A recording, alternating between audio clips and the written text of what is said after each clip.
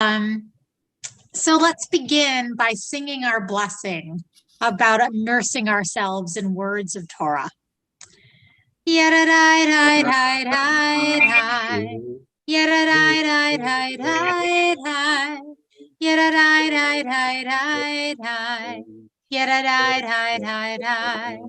Baruch atah Adonai Eloheinu melech haolam asher kitshanu b'mitzvotav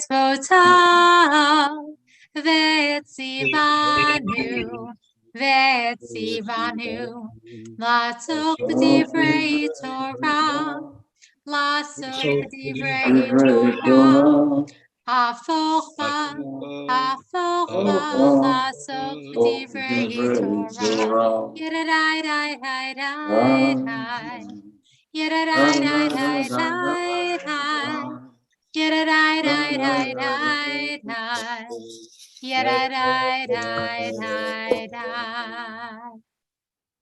Okay, so we're in the second Torah portion in the book of Deuteronomy, as we know, and we are focusing just on the very first few lines of this portion. This portion happens to have a lot in it. The portion is Vet Hanan. There's the 10 Commandments. There's the Shema. There's the a line from Aleinu. Like there's no shortage of stuff to be studying in this week's Torah portion.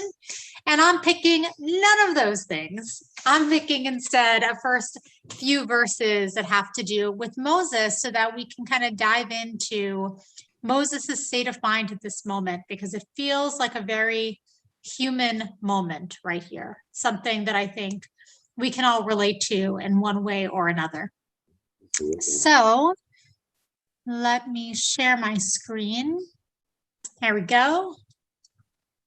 And does that work? Can everyone see this well? Yes. Awesome. Okay, great. So essentially, we know the book of Deuteronomy is Moses' long monologue to the Jewish people. And so he's continuing it here. We're only 3 chapters in. So of course he's continuing it. He has a long way to go. And he comes to a topic that is very painful, and understandably so, which is the acknowledgement that he will not be allowed to enter the Holy Land. The opening word of this portion, I think, has a lot of meaning on its own. Like really, our Torah portion could totally be just based on this first word that the Torah portion is named after, Vet Hanan. We're going to be talking about it. We're going to be talking about a lot of other things as well. And the word Vet Hanan means to plead or to pray to God. That's where we're starting from. Moses pleading to God. So this little piece here, the opening word of the portion is a form that suggests a reflexive sense, such as I got myself to plead. Says the Rabbi of Tans in a like manner, before I begin to pray, I pray that I might be able to pray. So what does that mean, a reflexive manner? There's lots of different types of verbs in Hebrew. I mean, this is true in English and lots of other languages as well, of course, but there's a reflexive kind of conjugation for verbs. And when we see this first, one second, there it is. This is the word we're talking about right here. Et Hanan, it's written in such a way that it gives us insight that it's reflexive. So like the word lehit palel, for example, which means to pray, is also a reflexive word. It's not something that we do to something or that's done to us. It's something that we are doing or creating for ourselves. Lehit palel is to like call ourselves to prayer. Call might be the wrong word. To pray ourselves to prayer, right? Like it's reflexive, and it's saying in this same way, the word Vet Hanan is there's something internal that's going on in doing that. And there's one other piece here that relates to this first word. This comes from the Talmud, so that his mind will be in a pleading mode, as it is written, and I pleaded Vet Hanan before the eternal. So I'm just going to pause right here. Any questions or thoughts just on that very first word?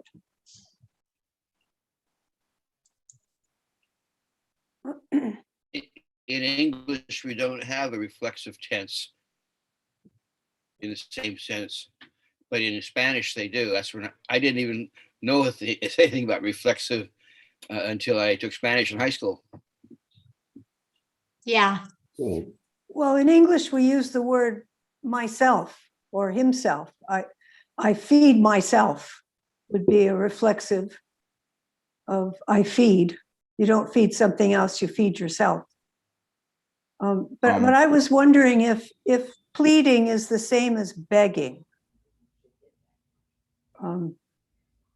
Because begging is sort of a loaded thing, you know, it implies a great amount of humility and down on one's knees-ness. It's a really, really good question. I mean, I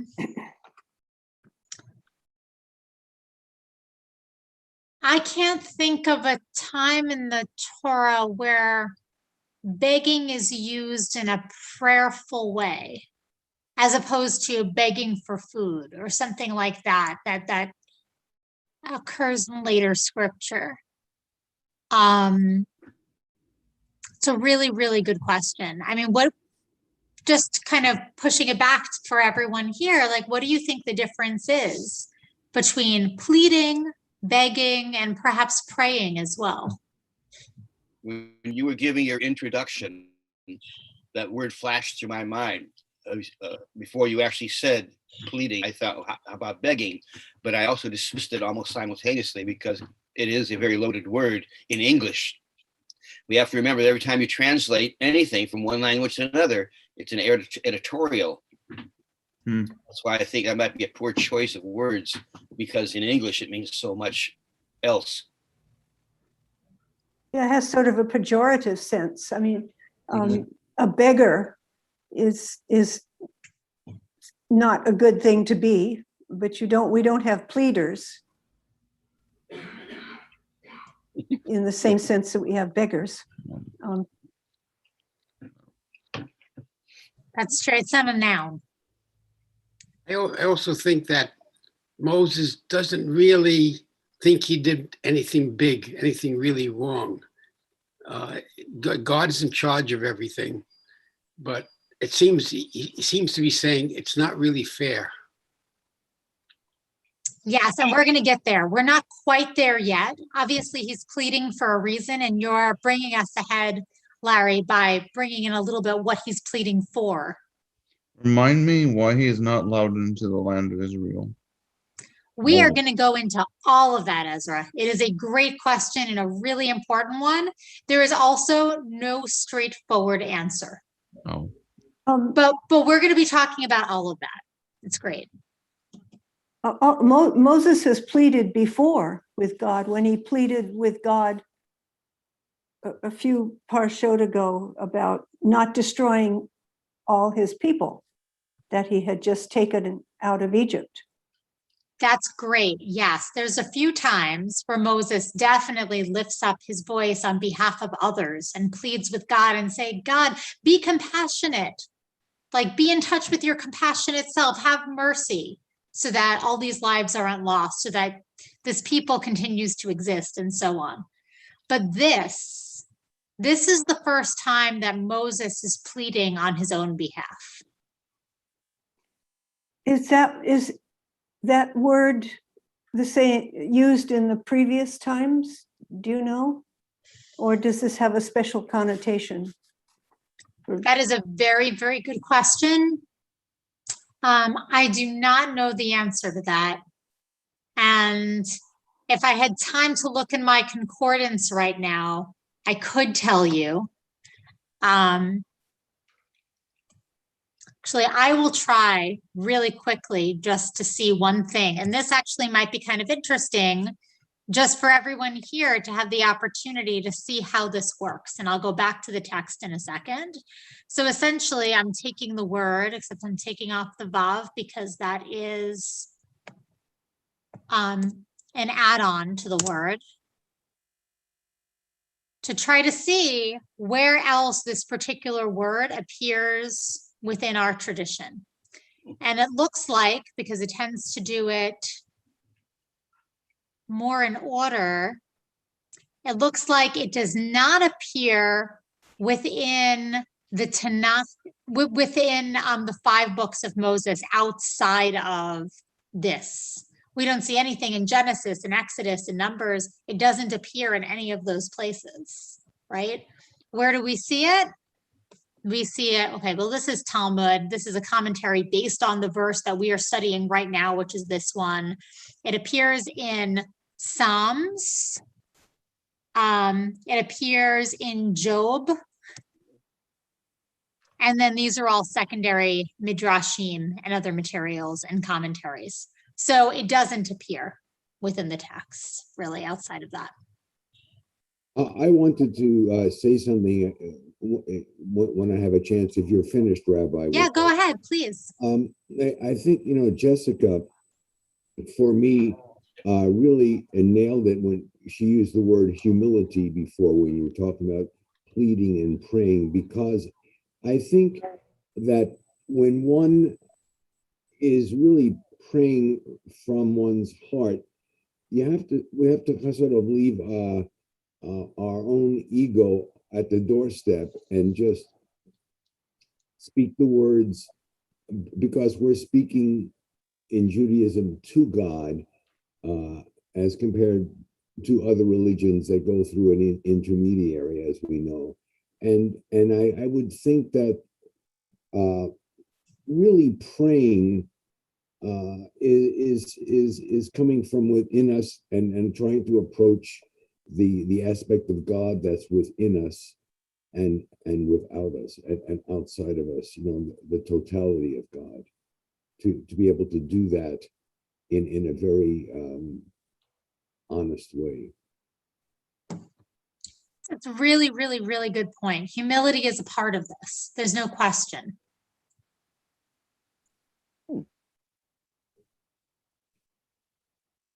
Okay, does anyone have any other comments that I'm missing just because I can't see everyone?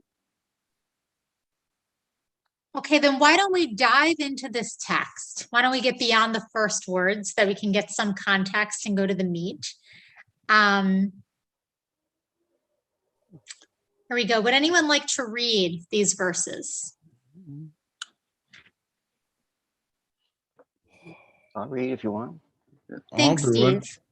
I'll do it. Well, Steve, why don't you read this one? And Ezra will need another reader in a second, and I'd love for you to read then. Okay.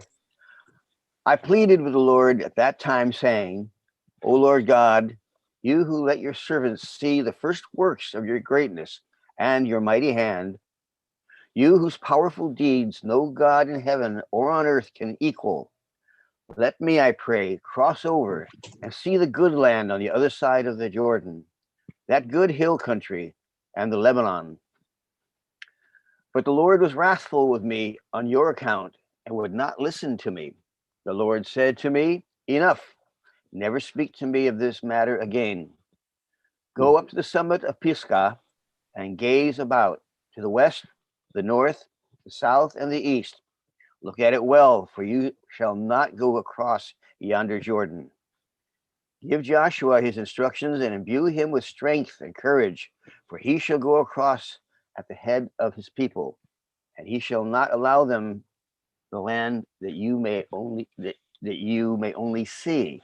Wow.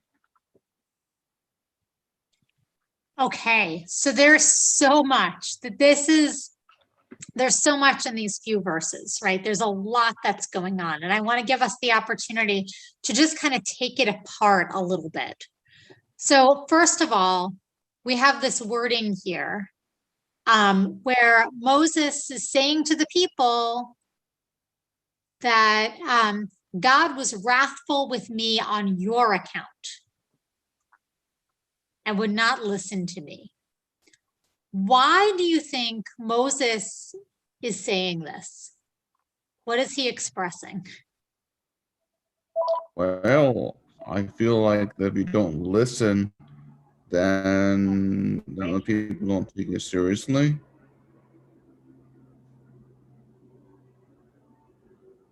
So say more about that.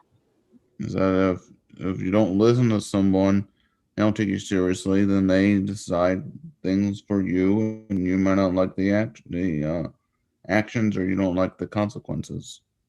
Oh, okay. So you're talking to the vulnerability that's going on here, right? Because Yeah. God is not listening to Moses. God is punishing Moses on Mm.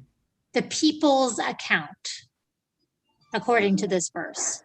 I think Moses is reflecting his guilt, or what maybe perceived guilt. Is that it's because of you that I'm being punished. Maybe Moses is thinking about, for example, the golden calf episode, thinking about something the people did, all their complaining and moaning, and not about what he did, Moses. And that's why he says, on your account, it's your fault. It's something that you did that God was mad at me for. Hmm. The interesting thought I've always, when I read these stories, is it makes the heroes of the Torah very human, with human flaws. Even Moshe Rabbeinu is very, very human. And here's a perfect example of it. We don't have saints to look up to in the same sense as other people do. Makes it more credible, I think. Well, I'm not so sure that it's more credible. I mean, I don't think either he doesn't understand why he's being punished, or he's laying the blame somewhere else on account of you, that he would not listen to me. That's so I guess that's a human emotion as well. But I don't know what the author has.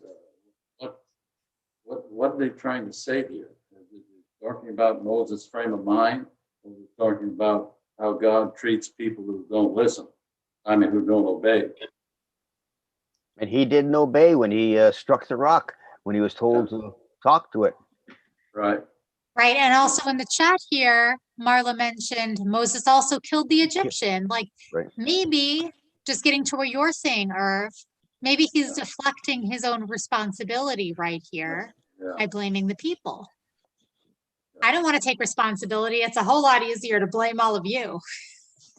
Isn't that a human attribute, though? Isn't that what we tend to do sometimes? Yeah, I agree with that. Yeah, it's not a great one, but it is a very human thing to do when Oh, we don't I didn't catch say it's great. ourselves, right? I know that. I still need to give it that little Yeah. put it in context. Not something we aspire to, but it is something that as humans, as imperfect beings, yeah. I mean, it's something that we might do. Well, it's also time for a new leader. It's obviously a transition point here, and Joshua is going to assume the responsibilities. He's going to get instructions from Moses, but he already has been taught through the trek through the desert that he was going to be the leader, and at some point, and it probably goes along with the. It's a real transition, and the transition of the length of time it took to get there. So a number of people who had the slave psychology are gone, and Moses proceeded, and now it's time for a new land and a new leader. So that's awesome. I want us to hold on to all of that, because everything you just said, Irv, about the transition, about needing to move forward, absolutely, that's so much of what this text is about.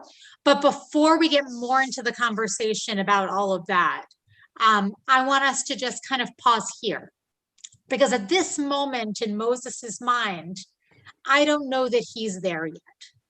He seems to be somewhere else emotionally and spiritually at this particular moment, right?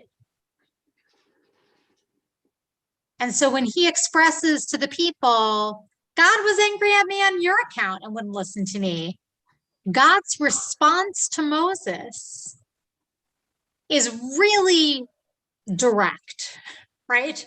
God says, enough. never speak to me of this matter again. What's going on there? Why does God respond that way? What do we make of it? God clearly has some matter in mind, because God says this matter, not, those matters or any matter. Yeah, presumably God is responding to Moses's plea, saying like, God was wrathful with me on your account. For me, I think, go ahead, Sandy. Oh, no, go ahead. No, I was just going to say, yeah, it seems like, he's just gotten this incredibly bad news and he's processing through it. And, now he's being put in his place, and he's heretofore been able to plead to effectuate change. And he's saying, not this time. There's something else going on here. And he's got to process through that. And let's see what he does and how he reacts after this. I think it was God's plan that Moses not enter the promised land, because the people would perhaps idolize Moses or put him on a almost like a godly representation. So it was God's plan not to allow Moses to enter, and this plan was something that was there, and the pleading would not have helped. And there are many midrashim that say exactly what you just said, Sandy. This worry of what would happen if Moses had entered, even if he wasn't the leader anymore, right? I think this was his last time. Obviously, he's known about this for a long time, and this is his last effort to make it into the Holy Land. Right, this isn't new news. There are times in the past where God has said, you're not making it into the promised land. A number of them, actually. But ultimately in life, we are always all responsible for our actions. Even if it might seem to be someone else's fault in a way, it's how we act we are responsible for that and have to take that responsibility. Yeah. And I also think, it's a transition from in the way that God relates to the people, because before this, Moses has been the intermediary, to a great extent. And, now it's transitioning to a whole different relationship with Israel. It's not going through one person. And, that's the beginning of this whole transition. Become a different type of, faith or community. He had to be also instructed along the way that he couldn't do it all himself, and he had to have help and delegate. And I think his father-in-law suggested that. Just part of a process. Absolutely. These are all such great comments. And I want to just throw one more question at you before we look at more of the text, which is when God says, enough, never speak to me of this matter again, what is Moses's response? Well, I think if you say I don't want to talk about it again, it's like, I don't want to deal with it. It's not my problem, and I'll let it, and I just don't want to deal with it. So, like, can we just move on? And if I don't get to it, oh well. It's like a simple thing, like, I don't know, not changing the lights or I don't know, or something else you don't want to deal with.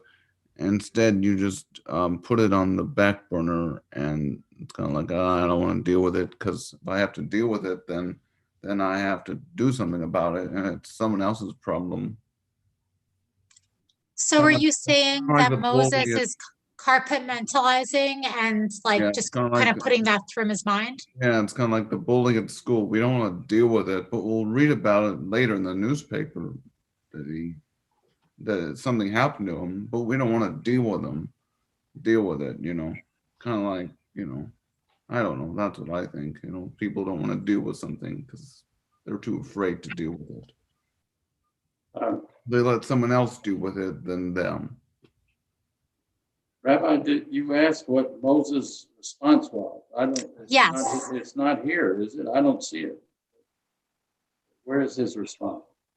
Well, I want us to read in between the lines because I gave you the text up until like the end of this part, right? Oh, okay. It's a very open-ended question because there's not a direct response. Okay, I see. Okay. I would say his response is in his actions. What did he do after this? How did he take this disappointment? Because life is full of problems, and how do you deal with them? Yeah. So, I mean, do we see anything in the text that gives us an answer of that?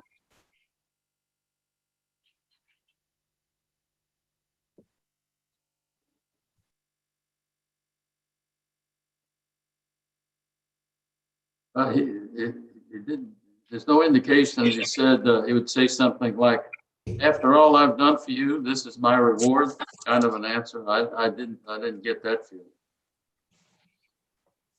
Yeah, there are midrashim that do express that, Irv, but in the text itself, there isn't. Oh, okay. But in 26, he's talking to the people and he's sort of saying, well, look, God was mad at me. The Lord was wrathful of me on your account and would not listen to me. It sounds to me like he's almost saying, what else could I do? I had to give up. I could not ask anymore because God would not listen to me. So whatever he did after that, he wasn't going to beg again. So that's a really good point, right? Because in saying that, it might not just be an expression of anger or frustration. It's also saying, look, I want to be there with you as much as some of you want me to be there with you. And I did everything that I could to make that happen. And what God said is that Joshua is going to be your next leader and that I won't be there. And I want you to know that I'm on your side here. That has a very different connotation, right? But what's the lesson for today?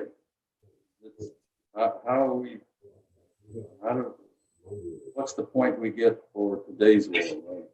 Our thinking and behaving? Well, Irv, that's up to all of us, but we haven't gotten there yet. We got to study the text in depth before we can figure out what our lesson is, right? Got it. Okay. Now the lesson is don't make God mad. That certainly could be one of them.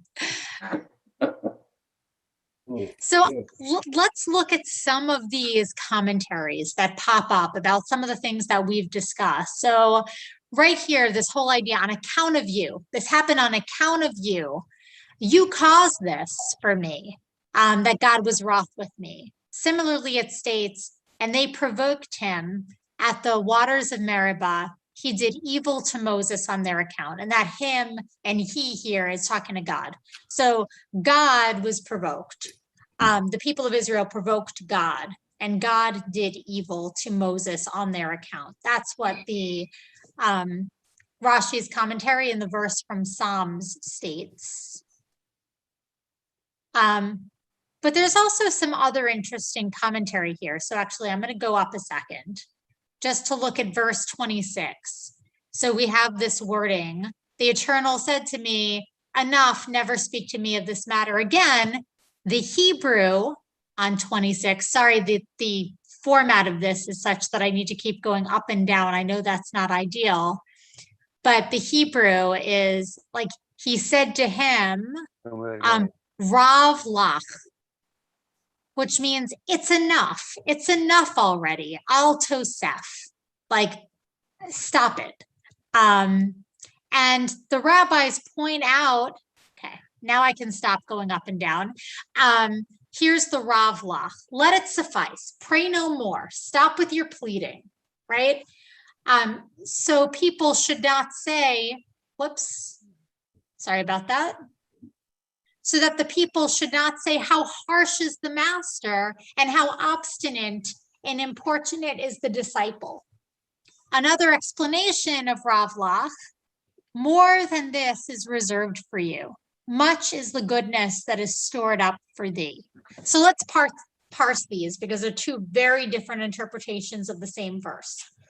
The first one, stop complaining already. You're going to make all the Israelites fear me, as if I just go about doing whatever it is without any thought here. Like, you need to let it go. You've known about this for a while. Stop.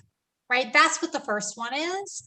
The second one, there's more for you, Moses. Like, you're looking at this all wrong, buddy. You're seeing this as the end of the line. You're seeing this as being cut off. But actually, you have so much that is reserved for you in the future, in the world to come, perhaps. There is so much that you can look at. Put your focus there instead. So it's very different ways to understand the same verses about what God is saying. Any questions or thoughts here?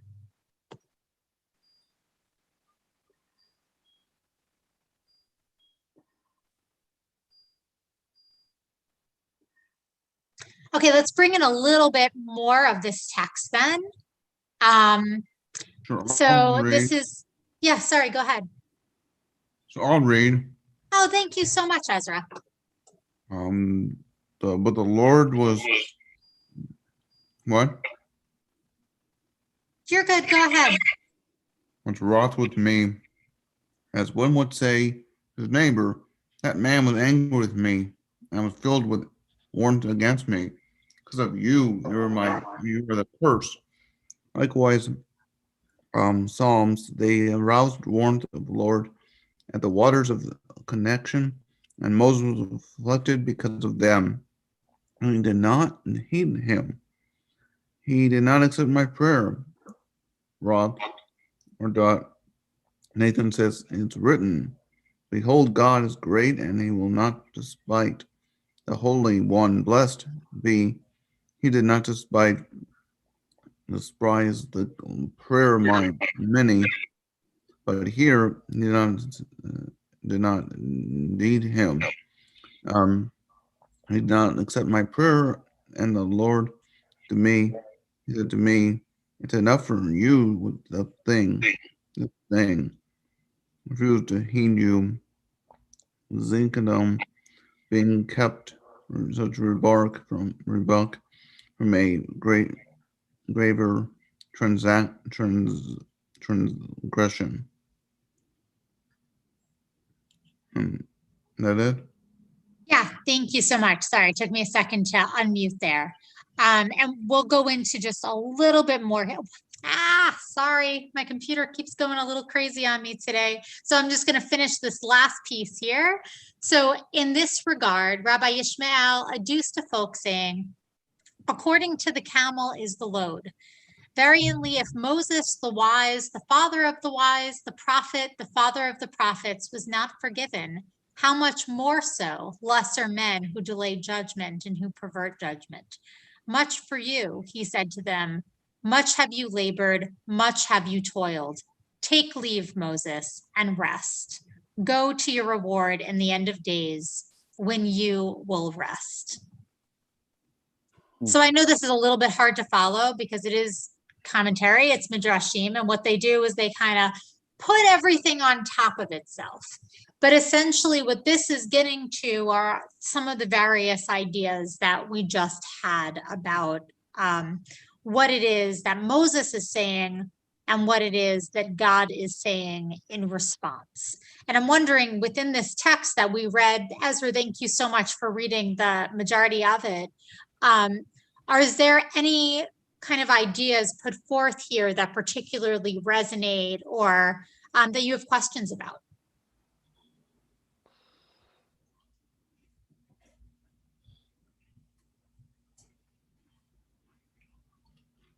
Well, at the end of that, where Yeah.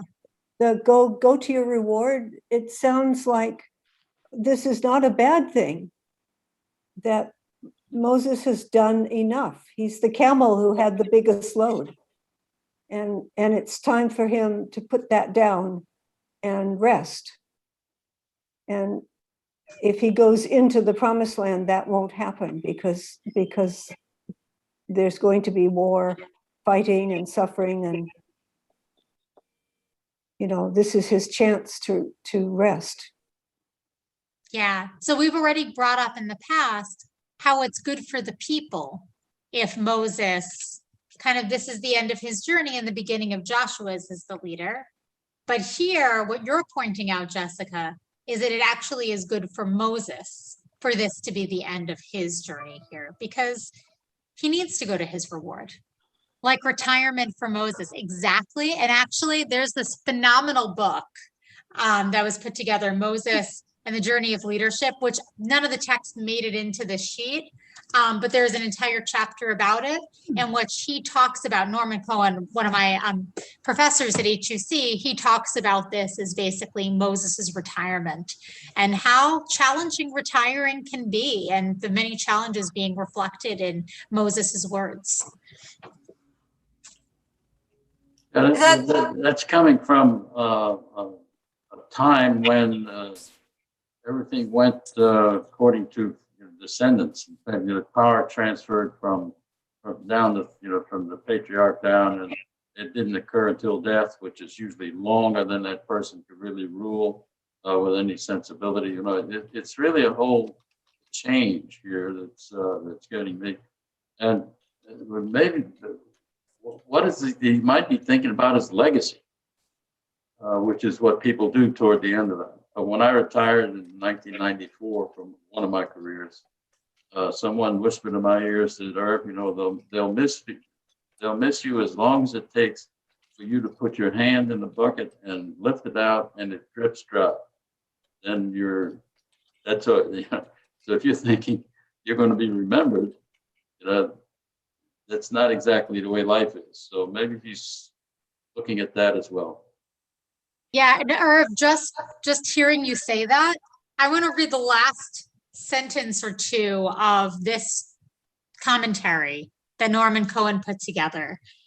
He said, "We all must recognize and accept, like it or not, that the world, those we love and those we serve, must go on without us. Ironically, Moses teaches his people the most important lesson by leaving them. The ultimate goal of the leader is to make herself superfluous." Thought that was incredibly interesting and powerful. Look at the rewards that Moses did get even after his days on earth were gone. He's probably the single most well-known historical figure in the whole world by everybody. Certainly one of the top 3 or 4. Yes. He occurs hundreds of times in the Quran. He's referenced. Mm-hmm. Yeah. I think your point. That's pretty good legacy. That is. I think your point from the book about making yourself superfluous as like a gift to people moving on and being able to move forward as a society is, contemporary and relevant, obviously, because even in our own nation, like one of the things we constantly talk about is like the greatest gift that our first president gave us was simply the idea that after 2 terms, one, that he didn't take power after the war, but 2, that if after 2 terms, he decided to simply step down, not because he was dying or because he couldn't do the job anymore, but because he wanted to create the ability for people to move on and to be able to choose new leaders and to move effectively from one to the other. And there's some relevance here because obviously the commentary here is that Moses, by leaving, is allowing the Israelites to move on from him and still be able to work as a society without his leadership. Yeah, exactly right. And I'm noticing there's such great comments in the chat too. Misty and Marla, do either of you want to vocalize some of the things that you wrote down? Sure. One thing that, I noticed that runs through this is, when you look at Exodus and Leviticus, Numbers, and Deuteronomy, Moses is always having this very personal relationship with God where he's being listened to, but now he's not being listened to, right? And so that ties in with that concept of transition. And, as people reach retirement, less people tend to listen to you. So again, it's interesting how it's all weaving in. And I think that one comment about, well, maybe, God has a plan. There's no doubt about that. And not having Moses go into the promised land was part of the plan from the beginning, because you didn't want to create a godlike image of Moses. He's known as the greatest prophet, the lawgiver. And that would have probably changed significantly if he had been allowed to live even longer and then move into the promised land. But, when that transition of power occurs, Joshua doesn't get it all. And he doesn't have that same relationship with God that Moses has. So anyway. Yeah, it's definitely a different relationship, but it's also a sacred one. Yeah, Marla, did you want to say anything that you wrote out loud or anything new? No, you're good. New. No, I think just my impression there. I think there's wisdom if you transition in leadership properly. And I believe that the previous leader benefits, the new leader benefits, and most importantly, the people benefit. That is an important aspect of leadership. And I think there's wisdom in that. Beautiful. Thank you so much. I want to take us into, this is actually a small snippet of a larger piece, which was kind of taking different midrashim around these verses and putting it out into a dialogue. So I just took some of it here, and I'd love us to bring it in. Yeah, okay. Because it points out the many different times in the Torah when Moses is told, you won't be able to go into the promised land, which we've been alluding to. So Moses did everything to assure that Joshua was installed as Israel's leader. He was about to die. His wisdom was given to Joshua. Then Moses said to God, until this moment, I desired life. Now my life is in your hands. Moses entered the prolonged argument with God, giving reasons why he should not die. God said, you must die because you did not sanctify me. Moses responded, you deal with your creatures in mercy and forgive them once, twice, even 3 times, but not me. So God is giving arguments and Moses is saying, yeah, I don't buy it. That's not good enough, God. Not cool. God said, you committed 6 sins. Still, I did not accuse you. You refused me when I asked you to deliver your people. This verse is referring back to when God says, go to the land of Egypt and free your people. And Moses said, I'm not so sure about that. Eventually, of course, he agreed, but he didn't jump at the chance, right? So God said, that was one mistake. 2, you tested me twice. This is referring to the uprising of Korach, and we can look at those verses if we have time in a moment. You slandered your people when you said, listen, you rebels, and the hitting of the rock, right? And again, when you called them a breed of sinful men out of frustration. Moses had to die because he had slain the Egyptian taskmaster. Marla, you pointed that out earlier. God is right there with you in this text. God said, did I tell you to kill the Egyptian? And then Moses says, but you killed the firstborn in Egypt. Like, God, you're not going to let me go into the promised land, but look at all the people you killed. Double standard. And God said, do you resemble me? I caused people to die and I also revived them. Don't compare yourself to me, right? I'm God, you're Moses. 10 times is Moses's death mentioned in the Bible, 8 times in Deuteronomy and twice in Joshua. For 10 times it was decreed that Moses should not enter Eretz Yisrael, though the judgment was not sealed until the court on high declared, "You shall not go across yonder Jordan." But Moses was unconcerned, thinking Israel had committed many sins, yet whenever I prayed for them, God answered me. Upon seeing that Moses made light of the decree and did not engage in prayer, God swore that Moses would not enter the land and sealed the decree. Moses now donned sackcloth and commenced to pray. He drew a circle and said, "I will not move until you alter the judgment." But God ordered all the gates of heaven to be shut to Moses's prayer. And there's interesting midrashim about closing all the gates where the angels listen from, and God saying, we're not listening anymore. This is over.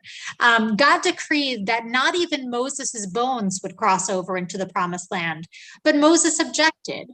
Would not the bones of Joseph accompany the people? God then accused Moses of not having acknowledged his ancestry when he was called an Egyptian, whereas Joseph had acted differently. Moses prayed, in fact, 515 times for a reversal of the judgment. Whence do we know this? From Deuteronomy 3:23.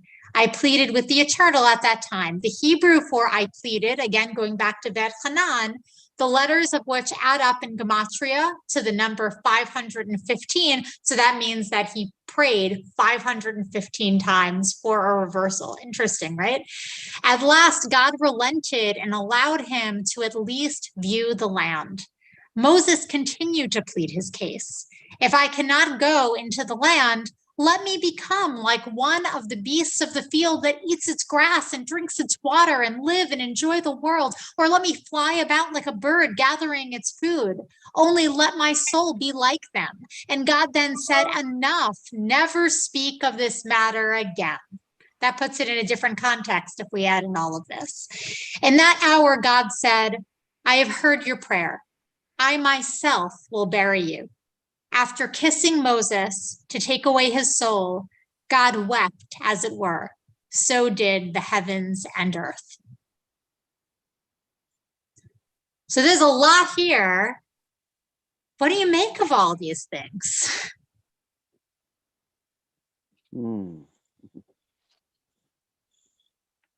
I think that's a great ending for the story. It helps a lot. Yep.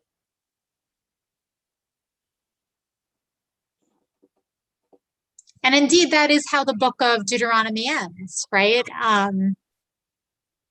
This idea of God burying. Prophet like Moses.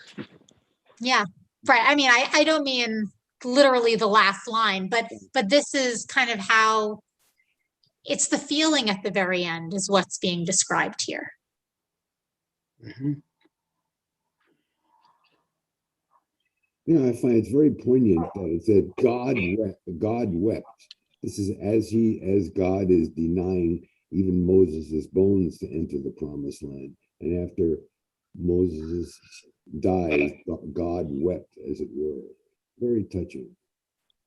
Mm-hmm. It is a very emotional piece of writing from my perspective. A man pleading for his life, arguing for it, kind of a thing. And then also that which is responsible, which will ultimately make that decision and carry away that soul, giving it that response of weeping, the emotionality that is connected to that, a very powerful piece of writing that I think is filled with life lessons, for me anyway, about what's going on. I don't know for a long time if I've been so affected by some of the stuff we've read, as ancillary, pieces in our learning. It also represents God's everlasting love. It's put so beautifully, how he loved Moses. He took his soul with him. Beautiful. Rabbi, do you know if the style changes when it gets to this, thinking biblical criticism and you think that ending was written by someone other than the people who wrote the earlier part of this? Oh, absolutely. It's basically what it is Rabbi Plaut and Bamberger got together, taking a lot of the midrashim. There's so many different midrashim and understanding of these verses. I brought in a small snippet of them. Really, it's enormous.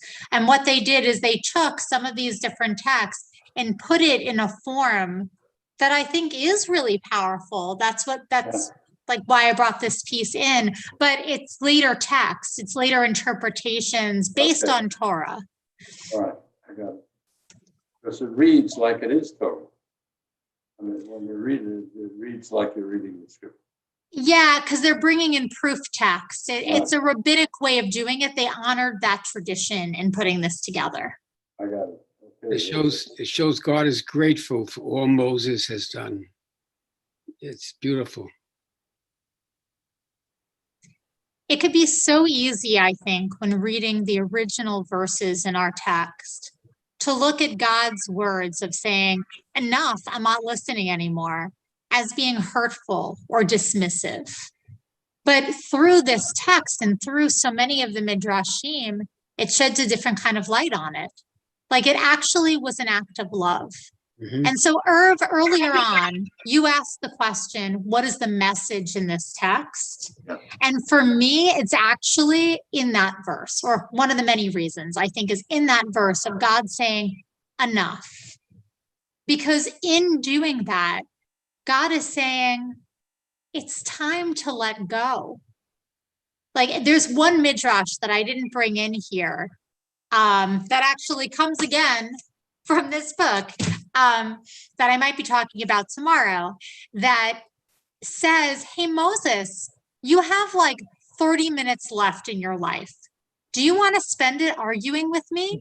Or do you want to spend it making the most of it? Looking out And over so like, yeah. on the mountaintop and look at all that's very, very good. I like it.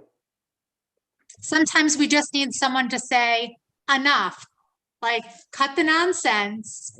Let's let go of the past so that we can have a present. Excuse me. Yeah. I think when someone's ill, they don't want it anymore. They give up. Well, it's interesting. I think of my grandmother at the end. I didn't get to see her again. We only talked to her on Zoom that Sunday. She wasn't herself. I think she was done. The next day she passed. We don't know if she moved. But she went quick, so that's a good thing, I think. Yeah. So, you're talking about the kind of like acceptance at the end. Like, this is the end and I'm going to let go. And there's something that's so holy that's really challenging about that. Really, really challenging about that, but also so holy. I knew she wasn't coming back,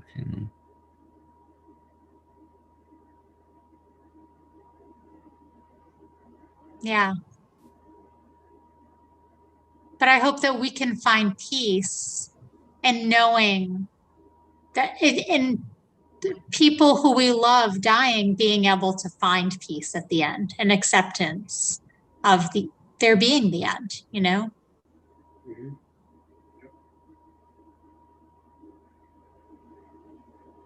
I think at my age, looking back, I think a lot of people make the mistake of not living in the here and now and postponing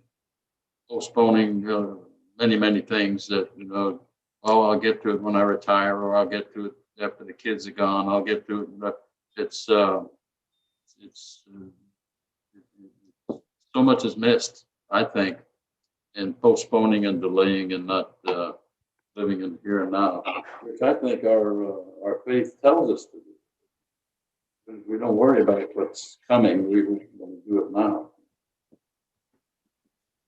Yeah, a lot of our lives, and this is something that Larry Dressler speaks a lot about. A lot of our lives are spent either focused on the past are focused on the future. And sometimes we forget the importance of just being here right now at this moment. Perhaps that's one of the messages from this portion. There's a part of me that wants to give Moses some credit for that last argument as manifested in this particular Madrashin piece, that, you know, it's not the fight, or maybe a little bit it is, but is arguing with God and God responding back.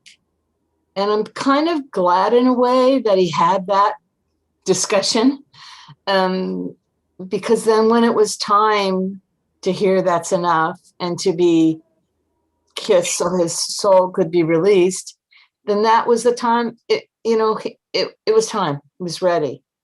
You know, I fight with the alarm clock every morning and hit the snooze button, right? That's my argument until I finally decide that no, the right thing is to get up. But I have to have that little argument with the snooze button once, sometimes twice, you know, for those few more minutes. But this piece really affected me. Yeah, but we also see in a few verses, we see Moses is kind of grappling with grief, like the 5 stages of grief. We see it all right there displayed for us, but with a lot of poise and dignity, I think. Yeah.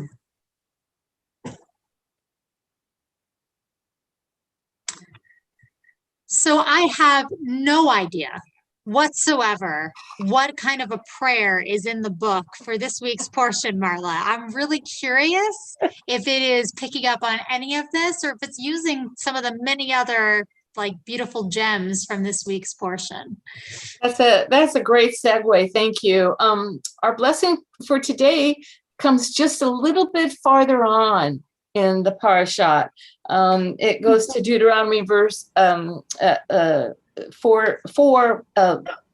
verse 40, part 4, verse 40, and it says, "It will go well with you and your children after you." So maybe that we can segue from what we've just experienced with Moses, and I really hope this blessing gives you as much pleasure as it does to me. It's a blessing for feeling loved. Hold on to your belief in love and know that you are loved by an endless love that flows through you to your children and to all beings and forms of life. Trust in the loving presence that waits for your heart to open. You have so much. Release old demands and preconceived ideas of what you need. Don't allow expectations to blind you to the gifts in your life right now. You don't need to roll a rock uphill or cross the Jordan. Know that you have love in your life and come home to your heart. Very appropriate. Right on. Yeah, it's beautiful. Well, thank you all so much for all of your insight. There was a lot of text on the sheet that we didn't even get to that I invite you to play along with and read and look at on your own. And of course, if you have questions, you can always reach out. Next week, we will be having Torah study with me. The week after that and the week after that, I'll be at camp away for 2 weeks. So if anyone is interested in leading during those weeks, let me know. I'm trying to make sure that's all kind of put together so that you can continue study. But thank you again so much for being here. And I look forward to seeing you next week, if not before. Bye. Everyone. Thank you. Hi, Misty. It's nice to see you. For a Thank long you, time. It's been a long time. Yeah. Bye-bye.